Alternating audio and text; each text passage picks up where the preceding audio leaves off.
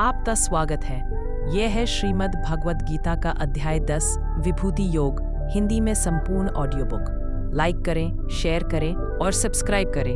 नए अध्यायों के लिए बेल आइकन दबाएं। भगवान के अनंत वैभवों की स्तुति द्वारा प्राप्त योग। इस अध्याय में श्री कृष्ण ने अपनी महिमा का वर्णन किया है, जिससे अर्जुन को भगवान में ध्यान केंद्रित करने में सहायता मिल सके। 9वें अध्याय में श्री कृष्ण ने भक्ति योग की व्याख्या करते हुए अपने वैभवों का वर्णन किया था। यहाँ इस अध्याय में वे अर्जुन के भीतर श्रद्धा भक्ति को बढ़ाने के प्रयोजनार्थ अपनी अनंत महिमा का पुनः वर्णन करते हैं। इन श्लोकों को पढ़ने से आनंद की अनुभूति होती है और इनका श्रवण करने से मन प्रफुल्लित हो जाता है। श्री कृष्ण बताते हैं कि वे सृष्टि में प्रकट प्रत्येक वस्तु का स्रोत हैं।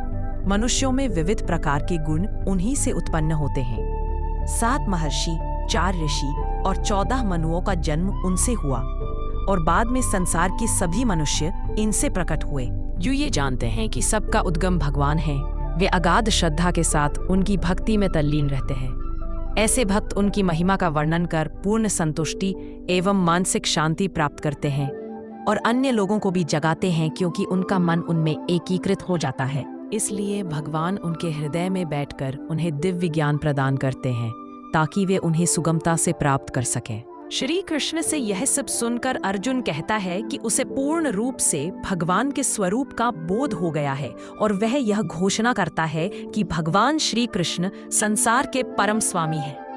फिर वह भगवान से अनुरोध करता है कि वे पुनः अपनी अनुपम महिमा का और अधिक से अधिक वर्णन करें। इसका श्रवण करना अर्जुन के लिए अमृत का सेवन करने के समान है। श्री कृष्ण कहते हैं कि वे ही सभी का आदि, मध्य और अंत है, इसलिए कुछ उनकी शक्तियों की अभिव्यक्ति हैं। वे सौंदर्य, वैभव, शक्ति, ज्ञान और समृद्धि का अनंत महासागर है। जब हम कहीं किसी असाधारण शक्ति को देखते हैं जो हमारी कल्पना से परे होती है और हमें आनंद में निमग्न कर देती है, तब हमें उसे और कुछ न मानकर भगवान की महिमा का स्फुलिंग मानना चाहिए। वे ऐसी विद्युत ग्रह के समान है जहां से मानव जाति के साथ साथ ब्रह्मांड के सभी पदार्थ ऊर्जा प्राप्त करते हैं। तत्पश्चात शेष अध्याय में वे उन सभी श्रेष्ठ पदार्थों, व्यक्तित्वों और क्रियाओं का वर्णन करते हैं जो उनके विशाल वैभव को प्रदर्शित करते हैं। इस प्रकार से वे यह कहकर इस अध्याय का समापन करते हैं कि उन्होंने अभी तक अपनी जिस अनुपम महिमा का वर्णन किया है, उससे उनकी अनंत महिमा के महत्व का अनुमान नहीं लगाया जा सकता, क्योंकि वे अनंत ब्रह्मांडों को अपने दिव्य स्वरूप के एक ही अंश में धारण किए हुए हैं। इसलिए हम मानवों को भगवान को ही, जो सभी प्रकार के वैभवों का स्रोत हैं, अपनी आराधना का लक्ष्य मानना चाहिए। श्री भगवान ने कहा, हे महाबाहु अर्जुन, अब आगे मेरे सभी दिव्य उपदेशों को पुनः सुनो। चूंकि तुम मेरे प्रिय सखा हो, इसलिए मैं तुम्हारे कल्याणार्थ इन्हें प्रकट करूंगा। न तो स्वर्ग के देवता और न ही महान ऋषि मेरी उत्पत्ति या वैभव को जानते हैं, क्योंकि मैं ही सभी देवताओं और महान ऋषियों का उद्गम हूँ। वे जो मुझे अजन्मा, अनादि और समस्त ब्रह्मांडों के स्वामी के रूप में जानते हैं, मनुष्यों में वे मोह रहित और समस्त बुराइयों से मुक्त हो जाते हैं। जीवों में विविध प्रकार के गुण जैसे बुद्धि, ज्ञान, विचारों की स्पष्टता, क्षमा, सत्यता, इंद्रियों और मन पर नियंत्रण, सुख और दुख, जन्म मृत्यु, भय, निडरता, अहिंसा, समता, तुष्टि, तप, दान, यश और अपयश केवल मुझसे ही उत्पन्न होते हैं। सप्त महर्षिगण और उनसे पूर्व 4 महर्षि और 14 मनु सब मेरे मन से उत्पन्न हुए हैं, तथा संसार में निवास करने वाले सभी जीव उनसे उत्पन्न हुए हैं। जो मेरी महिमा और दिव्य शक्तियों को वास्तविक रूप से जान लेता है, वह अविचल भक्तियों के माध्यम से मुझमें एकीकृत हो जाता है। इसमें कोई संदेह नहीं है। मैं समस्त सृष्टि का उद्गम हूँ। सभी वस्तुएं मुझसे ही उत्पन्न होती हैं। जो बुद्धिमान यह जान लेता है, वह दृढ़ विश्वास और प्रेमा भक्ति के साथ मेरी उपासना करता है। मेरे भक्त अपने मन को मुझ में स्थिर कर अपना जीवन मुझे समर्पित करते हुए सदैव संतुष्ट रहते हैं। वे एक दूसरे को ज्ञान प्रदान करते हुए, मेरे विषय में वार्तालाप करते हुए और मेरी महिमा का गान करते हुए अत्यंत आनंद और संतोष की अनुभूति करते हैं। जिनका मन सदैव मेरी प्रेममयी भक्ति में एकीकृत रहता है, मैं उन्हें दिव्य ज्ञान प्रदान करता हूँ, जिससे वे मुझे पा सकते हैं। उन पर करुणा करने के कारण मैं उनके हृदयों में वास करता हूँ और ज्ञान के दीपक द्वारा अज्ञान रूपी अंधकार को नष्ट करता हूँ। अर्जुन ने कहा, आप परम पुरुषोत्तम, परम धाम, परम शुद्ध, अविनाशी, आदि पुरुष, अजन्मा तथा महानतम है। नारद, असित, देवल और व्यास जैसे महान ऋषि सभी इस सत्य की पुष्टि करते हैं और अब आप स्वयं भी मुझे यही सब बता रहे हैं। हे कृष्ण, मैं आपके द्वारा कहे गए सभी कथनों को पूर्णतया सत्य के रूप में स्वीकार करता हूँ। हे परम प्रभु, न तो देवता और न ही असुर आपके वास्तविक स्वरूप को समझ सकते हैं। हे परम पुरुषोत्तम, आप सभी जीवों के उद्गम और स्वामी हैं, देवों के देव और ब्रह्मांड नायक हैं। वास्तव में आप अकेले ही अपनी अचिंतनीय शक्ति से स्वयं को जानने वाले हो।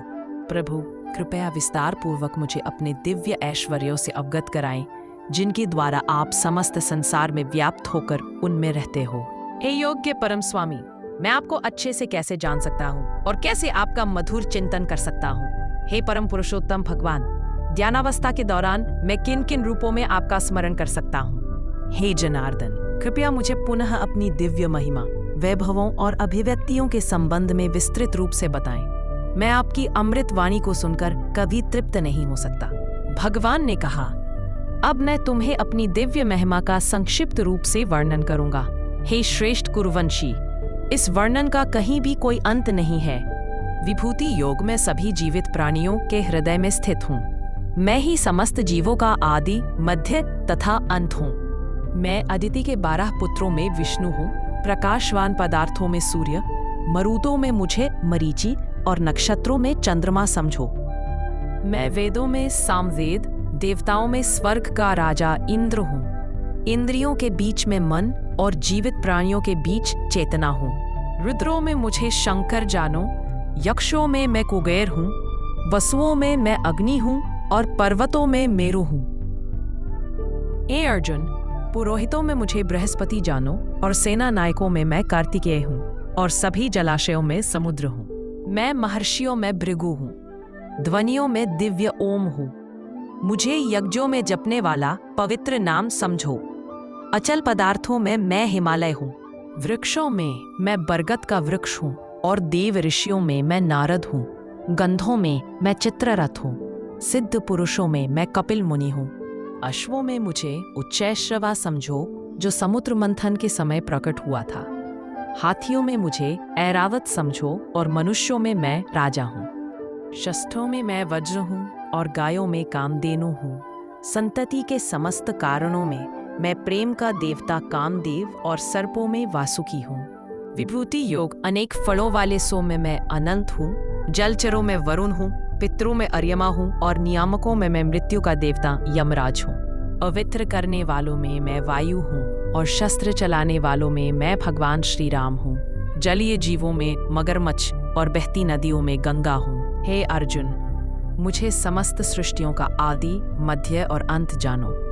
सभी विद्याओं में मैं अध्यात्म विद्या हूँ और सभी तर्कों का मैं तार्किक निष्कर्ष हूँ। हे, मैं सभी अक्षरों में प्रथम अक्षर आकार हूँ और व्याकरण के समासों का द्वंद्व समास हूँ। मैं शाश्वत काल हूँ और मैं ब्रह्मा हूँ।